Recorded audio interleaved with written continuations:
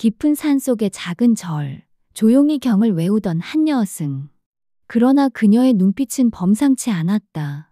마을을 휘젓던 조폭들이 절에 쳐들어와 그녀의 옷을 벗기고 능욕하려 했을 때 순식간에 상황은 뒤집혔다. 알고 보니 그녀는 대한민국 최정예 707특임단 암살요원 출신. 그날 이후 조폭들은 전설처럼 떠도는 이야기를 남기고 절을 떠나야 했다. 겉모습만 보고 방심했다간 인생이 산산조각 나버린다. 라는 교훈을 얻은 채 본격적인 이야기를 시작하기 전 구독과 좋아요 부탁드립니다. 깊은 산골짜기, 마을 끝자락에는 사람들의 발길조차 드문 작은 절이 있었다. 안개가 자욱한 새벽이면 목탁 소리가 계곡에 울려 퍼졌고 가을이면 단풍잎이 바람에 흩날리며 절마당을 붉게 물들였다. 그곳에 새로 들어온 젊은 여승 하나가 있었다. 본명은 혜연. 나이는 30을 갓 넘겼을 듯 보였고 언제나 고요한 눈빛을 지니고 있었다. 말수가 적었으며 매일 새벽이면 누구보다 먼저 일어나 목탁을 치고 독경을 올렸다. 그녀의 목소리는 고요했지만 단단했고 울림은 작은 절을 넘어 산골 마을 깊숙이 퍼졌다. 마을 사람들은 그저 속으로 감탄했다. 저 나이에 세속을 버리고 산에 들어오다니 참 안쓰럽기도 하고 대단하기도 하지. 농사일로 굽은 허리를 펴며 혜연을 지켜보던 이들은 세상살이가 그만큼 힘들어 여기에 왔겠지라며 측은하게 생각했다. 그러나 그 누구도 몰랐다. 혜연이 버린 것은 단순한 세속의 욕망이 아니었다. 그녀가 내려놓은 것은 인간의 목숨을 손바닥 뒤집듯 빼앗던 과거. 총과 칼, 그리고 피로 얼룩진 그림자 같은 삶이었다는 것을. 그 고요한 눈빛 뒤에는 한때 707특임단 암살요원으로서 수십 차례의 임무를 완수하며 살아남아야 했던 비밀스러운 과거가 숨어 있었다. 그녀의 손끝은 아직도 수많은 기억을 간직하고 있었고 밤마다 몰래 경을 읊는 이유도 바로 그 피비린내 나는 악몽을 씻어내기 위함이었다. 마을 사람들은 그저 착한 여승이라 불렀지만 실상은 대한민국 최정예 암살팀에서 이름 없는 그림자로 살아온 전설이었음을 아무도 눈치채지 못했다. 혜연은 과거 대한민국 최정예 특수부대 707특임단 암살팀 소속이었다. 그녀의 손끝에서 수많은 임무가 성공했고 적들 사이에서는 그녀의 이름이 공포의 상징이었다. 그러나 어느 날 가장 믿었던 동료가 임무 중 눈앞에서 쓰러졌다. 그 순간 그녀의 방아쇠 손가락은 굳어버렸고 그날 이후 단 한 발의 총성도 울릴 수 없었다. 내가 지켜야 할 건 생명이지 죽음이 아니다. 그녀는 군복을 벗었고 긴 방황 끝에 산사의 작은 절로 몸을 의탁했다. 산사에 들어온 그녀는 누구보다 고요하게 경을 외웠다. 하지만 한 가지 사실은 피할 수 없었다. 그녀는 아직 젊었고 또렷한 이목구비와 단정한 자태를 지니고 있었다. 마을 사람들 사이에서는 젊고 예쁜 여승이 저런 험한 산에 들어왔다니 하며 수군거림이 돌았다. 심지어 절 안에서도 몇몇 이들은 흔들리는 눈길을 거두지 못했다. 그러나 혜연은 그 모든 시선을 묵묵히 견뎠다. 몇몇 스님들은 수행자답지 않게 흔들리는 눈빛으로 혜연을 바라보곤 했다. 어느 날은 장작 패러 가던 길에 불필요하게 어깨를 스치는 손길이 있었고 또 어느 날은 부엌 일을 돕던 그녀 곁에 일부러 바싹 다가와 불편한 기운을 풍기는 이도 있었다. 혜연은 그 모든 것을 묵묵히 참았다. 말을 해봤자 오히려 자신이 문제를 일으킨 듯 될 것을 알았기 때문이다. 그녀는 입술을 깨물고 아무 일 없다는 듯 경전만 붙잡았다. 그런 모습의 사람들은 오히려 이렇게 수군거렸다. 혜연 스님은 바보 같은 분이야. 희롱을 당해도 화도 못 내고 그냥 웃고 넘기잖아. 참 착하긴 해. 하지만 진실은 달랐다. 그녀는 화를 내지 않은 것이 아니라 과거의 자신을 두려워했기 때문이었다. 한때 방아쇠만 당기면 생명을 빼앗을 수 있었던 손. 한때 칼을 휘두르면 적들이 쓰러져 나가던 기억. 그 손으로 또 다른 폭력을 만들고 싶지 않았기에 꾹 눌러 참아내고 있었던 것이다. 결국 시간이 지나자 절 안에서 돌을 벗어난 한 스님이 파문당했다. 그제야 사람들은 알았다. 그녀가 입을 닫고 있었던 건 순진해서가 아니라 그저 묵묵히 감내하며 절의 평화를 지키고 있었던 것임을. 그러던 어느 날 절 인근 마을에 낯선 차량 몇 대가 들어왔다. 검은 가죽 점퍼 차림의 사내들이 시끄럽게 문을 열고 내리더니 절 마당을 향해 성큼성큼 걸어왔다. 야, 이 산속 절 요새 시주가 꽤 들어온다지? 두목격으로 보이는 사내가 코웃음을 치며 말했다. 그들은 허름한 승복 차림의 스님들을 위아래로 훑으며 비아냥거렸다. 아이고, 여기 스님들은 밥은 잘들 먹나 보네? 배가 불룩한 걸 보니 신도들이 많이 도와주나 보지? 우리한테도 좀 베풀어야지. 매달 돈 좀 내. 안 내면 저리고 뭐고 불질러버린다. 스님들은 겁에 질려 뒤로 물러섰다. 어떤 스님은 벌벌 떨며 두 손을 모아 애원했다. 이곳은 부처님 법당입니다. 그런 무도한 말씀은 하지만 조폭들은 더 크게 웃어댔다. 야, 이 양반아. 부처님도 돈 없으면 힘 못 써. 니들이 여기서 아무리 목탁 두드려도 우리가 한번 휘젓고 가면 끝이야. 몇 놈은 일부러 스님들 어깨를 툭툭 치며 아이고, 수행한다는 양반들이 말이야. 겁은 또 왜 이렇게 많아? 이래서야 중이냐, 거지냐? 라며 모욕을 퍼부었다. 스님들은 그 자리에서 아무 말도 하지 못하고 고개를 숙인 채 떨고만 있었다. 그러나 한 사람만은 달랐다. 혜연. 그녀는 눈 하나 깜빡이지 않고 조폭들을 응시하고 있었다. 그 눈빛은 고요했지만 바람을 가르듯 날카롭고 차가웠다. 마치 오래전 전장을 누비던 707특임단 암살요원의 기운이 스쳐가는 듯했다. 조폭들은 처음엔 그녀를 신경 쓰지 않았다. 그러나 시간이 지나며 점차 신경질적인 웃음을 지었다. 야, 저 여자 승려는 뭐냐? 우릴 똑바로 쳐다보네. 겁도 없나 본데? 스님들이 떨며 말렸다. 안 됩니다. 그분은. 그러나 이미 늦었다. 조폭들의 시선은 혜연에게 향했고 절 안의 공기는 순식간에 얼어붙었다. 조폭 두목은 비웃음을 지으며 성큼 다가왔다. 야, 이런 산골 절에 웬 젊은 여자냐? 스님이라 하기엔 아깝네. 우리랑 같이 가서 좀 놀아보자. 그의 입에서 술 냄새가 뿜어져 나왔고 절마당은 순간 싸늘하게 얼어붙었다. 다른 조폭들은 배시시 웃으며 서로 눈짓을 주고받았다. 두목님, 조심하셔야겠습니다. 저 여자 눈빛이 장난이 아닌데요. 하하, 저런 눈빛? 그냥 겁주는 거지. 그러나 혜연은 흔들림이 없었다. 그녀는 단 한마디도 하지 않고 단지 두목의 발걸음을 조용히 바라보고 있었다. 바람조차 멎은 듯한 긴장감이 감돌았다. 마침내 두목의 손이 그녀의 어깨 위로 내려왔다. 스님들이 동시에 외쳤다. 안 됩니다. 제발. 순간 혜연의 눈빛이 바뀌었다. 고요하던 연못이 한순간에 폭풍으로 뒤집히듯 눈동자 속에서 냉혹한 살기가 번뜩였다. 손이 닿자마자 그녀의 팔이 날카롭게 휘둘렀다. 두목의 팔은 순식간에 비틀려 땅바닥에 처박혔다. 거친 비명이 절마당에 울려 퍼졌다. 뭐야, 인연이 미쳤나. 두목이 비명을 지르자 주변에 있던 조폭들이 우르르 달려들었다. 쇠파이프를 들고 주먹을 움켜쥐고 죽여버려 라는 고함이 뒤엉켜 터져 나왔다. 그러나 혜연의 호흡은 조금도 흐트러지지 않았다. 그녀는 이미 707특임단 암살요원의 눈빛으로 돌아와 있었다.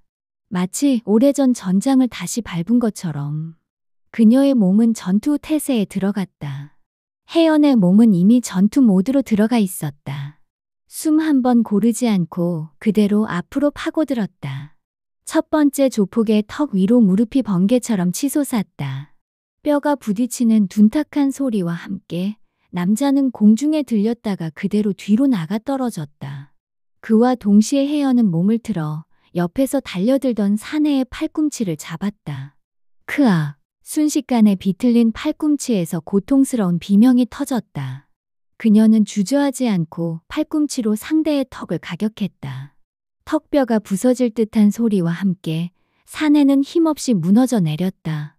세 번째 놈이 주먹을 휘둘렀다. 그러나 혜연은 미끄러지듯 몸을 낮추고 그대로 옆구리로 파고들었다. 짧고 정확한 주먹이 남자의 복부에 박혔다. 숨이 막히는 듯 훅 소리가 터져나오며 그는 바닥에 쓰러져 구토를 쏟아냈다. 네 번째와 다섯 번째가 동시에 달려들었다. 혜연은 한쪽 팔을 막아내며 상대의 무게를 그대로 뒤집어 던졌다. 쾅! 바닥에 내리꽂힌 사내는 두 눈을 부릅떴다가 그대로 정신을 잃었다. 마지막 한 놈이 뒤에서 쇠파이프를 휘둘렀다. 순간 혜연의 손이 뒤로 뻗었다. 파이프를 낚아채더니 그대로 바닥에 꽂아 넣었다. 충격과 동시에 사내는 손목을 붙잡고 비명을 질렀다. 두목은 얼굴이 붉게 달아올라 있었다. 바닥에 쓰러져 신음하는 부하들을 보며 그의 자존심은 산산이 부서졌다. 이년 죽여버려. 그는 허리춤에서 번쩍이는 칼을 뽑아 들었다. 칼날이 햇빛을 받아 섬광처럼 반짝였다. 순간 절마당을 지켜보던 스님들과 마을 사람들의 비명이 터져나왔다. 안 됩니다. 스님, 조심하세요. 그러나 정작 혜연은 눈 하나 깜빡이지 않았다. 심지어 미소조차 짓지 않았다. 그 표정은 전장을 수없이 경험한 자만이 가질 수 있는 냉정함이었다. 칼이 공기를 가르며 번뜩였다. 두목의 팔 근육이 터질 듯 긴장했고 날카로운 칼끝은 혜연의 어깨를 향해 곤두박질 쳤다. 그러나 그보다 빨랐던 건 혜연의 손이었다. 두목이 비명을 내지르는 순간 그의 손목은 이미 혜연의 손에 붙잡혀 있었다. 707특임단에서 수천 번 훈련한 손목 걷기 제압술이 본능처럼 발휘된 것이다. 칼은 힘을 잃고 허공을 그리며 덜컥 떨어졌다. 절마당에 부딪히는 금속성 소리가 공기를 가르며 울려 퍼졌다. 두목의 무릎이 꺾이며 그는 바닥에 주저앉았다. 손목이 비틀린 채 온몸은 떨렸고 입에서는 짐승 같은 비명이 흘러나왔다. 으아! 절하는 순식간에 정적에 잠겼다. 쓰러진 부하들은 감히 일어나지 못했고 스님들과 마을 사람들은 눈을 크게 뜬 채 숨조차 고르지 못했다. 혜연은 여전히 말이 없었다. 단지 조용히 쓰러진 두목을 내려다볼 뿐이었다. 그 눈빛 속엔 연민도 분노도 없었다. 그러나 두목은 쉽게 무너지지 않았다. 비틀거리며 일어난 그는 순식간에 근처에 있던 스님 하나를 끌어다가 칼끝을 목에 들이밀었다. 이년, 내가 그렇게 잘났어? 그럼 내 동료 스님이 여기서 피 흘리는 꼴을 보고 싶지는 않겠지? 순간 절하는 비명과 공포로 가득 찼다. 나이 지긋한 스님이 떨며 칼 앞에 서 있었고 주변의 스님들과 마을 사람들은 손발이 꽁꽁 묶인 듯 아무 말도 못했다. 이 사람들 죽는 꼴 보고 싶지 않으면 옷 벗고 무릎 꿇어. 그녀는 천천히 승복을 벗어가며 무릎을 꿇었다. 스님들과 마을 사람들이 눈을 크게 떴다. 안 됩니다. 혜연 스님, 제발 저들을 따라가지 마세요. 두목은 희죽 웃으며 외쳤다. 그래, 그게 낫지. 꼴에 잘난 척하더니 결국 무릎 꿇래. 이제 고분고분 내 말이나 들어라. 혜연은 고개를 숙였다. 마치 완전히 굴복한 듯한 모습이었다. 숨소리 하나조차 들리지 않는 긴장된 정적. 모두가 절망하는 순간이었다. 그러나 바로 그 찰나 혜연의 눈빛이 번개처럼 번뜩였다. 순간 그녀는 몸을 틀어 자신 앞에 있던 두목의 손목을 낚아챘다. 크악! 칼은 허공을 그리며 튕겨나갔고 동시에 무릎으로 두목의 복부를 강하게 가격했다. 두목은 숨이 막힌 듯 몸을 두 번 접더니 바닥에 쓰러졌다. 이어 혜연의 손날이 번개처럼 움직였다. 목에 칼을 들이밀리던 스님을 억압하던 조폭의 손목이 꺾이며 칼이 땅바닥에 쾅하고 떨어졌다. 으아! 조폭은 비명을 지르며 뒤로 나가 떨어졌다. 모든 것은 불과 몇 초 만에 끝났다. 위기의 순간 마치 굴복하는 듯 보였던 혜연은 사실 모든 움직임을 계산하고 있었다. 바닥에는 다시 한번 너덜너덜해진 조폭 두목과 부하들이 쓰러져 있었다. 스님들과 마을 사람들은 숨을 몰아쉬며 경악했다. 그들의 눈빛 속에는 두려움과 경외심이 뒤섞여 있었다. 혜연은 여전히 말이 없었다. 다만 조용히 두 손을 합장하며 눈을 감았다. 그리고 그 고요한 모습 속에 누구도 넘볼 수 없는 707특임단 암살요원 출신의 위엄이 서려 있었다. 잠시 후 절하는 숨조차 쉴 수 없는 정적에 휩싸였다. 바닥에는 너덜너덜해진 조폭들이 신음소리를 흘리며 뒹굴었고 그들의 쇠파이프와 칼은 여기저기 흩어져 있었다. 스님들은 경악한 얼굴로 서로를 바라봤다. 어찌 이런 일이 이분이 여승이 맞단 말인가. 마을 사람들 역시 입을 틀어막은 채 믿을 수 없다는 듯 눈을 크게 뜨고 혜연을 바라보았다. 고요히 서 있는 그녀의 승복은 먼지와 흙으로 얼룩져 있었지만 그 자세에는 흔들림이 없었다. 숨소리 하나, 시선 하나조차 흔들림 없는 태도. 그 순간 사람들은 본능적으로 알았다. 저 여인은 단순한 수행자가 아니다. 그제서야 산골 마을에 오래전부터 전해지던 소문이 떠올랐다. 한때 군에 있던 여자가 호련히 절에 들어왔다더라. 전장을 누볐던 특수부대 출신이란 얘기도 있어. 처음엔 뜬 소문으로만 치부되던 이야기가 지금 눈앞의 광경과 맞아떨어졌다. 흔히 볼 수 있는 무술도 아니었고 우연한 기지도 아니었다. 707특임단 대한민국 최정예 암살 요원들만이 다루는 동작. 그 훈련의 흔적이 그녀의 몸짓 하나하나에 고스란히 드러나 있었다. 사람들의 시선이 몰리자 절의 한노 스님이 무겁게 입을 열었다. 맞다. 혜연은 과거 707특임단 암살 요원이었다. 세상을 등지고 이 산사에 은둔한 이유. 그건 피와 죽음으로 얼룩진 과거를 씻기 위함이었다. 마을 사람들은 충격의 말을 잇지 못했다. 이제야 모든 게 이해됐다. 왜 그녀가 언제나 말이 없었는지, 왜 희롱을 당해도 묵묵히 참았는지, 왜 눈빛 하나가 그렇게 서늘했는지. 그녀는 단순한 여승이 아니었다. 한때 그림자 속에서 수많은 생과 살을 넘나들던 전설의 요원. 그리고 지금은 그 과거를 버리고 고요를 택한 자. 혜연은 여전히 아무 말도 하지 않았다. 그저 합장을 하고 눈을 감았다. 그러나 그 침묵 속에는 누구도 넘볼 수 없는 위험이 담겨 있었다. 스님들과 마을 사람들은 고개를 숙였다. 경찰차가 도착해 조폭들을 실어갔다. 그들은 입원 치료를 받아야 했고 두목은 결국 구속됐다. 마을 사람들은 고개 숙여 혜연에게 절을 올렸다. 그녀는 다만 조용히 경을 읊조렸다. 나의 싸움은 끝났습니다. 그러나 필요한 때 불의는 결코 용납하지 않겠습니다. 그녀의 정체는 이제 더 이상 비밀이 아니었다. 조폭들을 무너뜨린 날, 혜연은 단순한 여승이 아닌 세상을 버렸으나 불의는 결코 용납하지 않는 자로 기억되기 시작했다. 겉모습만 보고 방심해서는 안 됩니다. 조용한 절의 여승일지라도 그 과거는 우리가 상상하지 못한 전설일 수 있습니다. 세상은 언제나 진짜 강한 자를 조용히 숨기고 있다는 사실을 잊지 마세요.